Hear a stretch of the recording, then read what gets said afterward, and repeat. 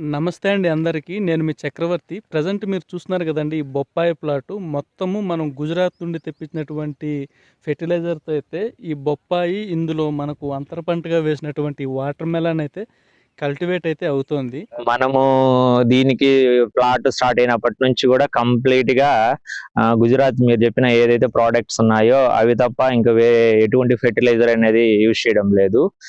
మనకి ఇచ్చిన దాంట్లో ఉన్న డిఫరెంట్ 1261 కావచ్చు, 320 కావచ్చు, 0 to 15 to 34 కావచ్చు, 1340 13 కావచ్చు.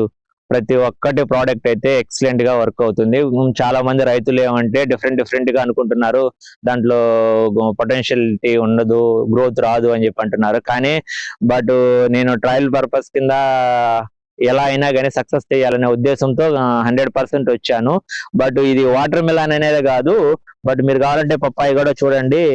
పప్పాయి ఈల్డ్ కూడా వచ్చేసి ఈల్డ్, ఫ్లవరింగ్, ఫ్రూట్ సెట్టింగ్ కూడా చాలా ఎక్సలెంట్ గా అనేది సేవ్ అయింది. వాటర్ మిలన్ కూడా చూసినా మీరు వాటర్ మిలన్ సైజులు కూడా బాగానే వచ్చాయి.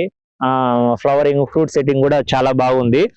అట్లే బొప్పాయి కూడా ఇంకా తక్కువ హైట్ లోనే ఫ్రూట్ సెట్టింగ్ అనేది అనిపించింది నాకైతే. నేను పెట్టిన ఈ ఎక్స్పెరిమెంట్ లో ట్రయల్స్ లో చాలా మాత్రం రిజల్ట్ అయితే 100% బాగా వచ్చింది. దానికి ఎటువంటి డౌట్ అనేది అనిపించలేదు.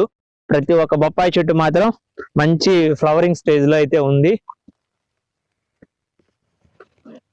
నా ఐడియాలజీ ప్రకారం ఇప్పుడు మీరు గుజరాత్ ప్రోడక్ట్స్ సరిగా లేవని చెప్పి ఎవరైతే అనుకుంటున్నారో, కానీ అది మనం హై అమౌంట్ ఇక్కడ బయర్స్ దగ్గర మనం తెచ్చే ఫెర్టిలైజర్స్ ఇవి కాస్ట్ గా ఉంటాయి. కానీ ఈ గుజరాత్ ప్రోడక్ట్ తో తక్కువ అమౌంట్ తోనే మంచి రిజల్ట్ అనేది మనకు కనిపిస్తుంది.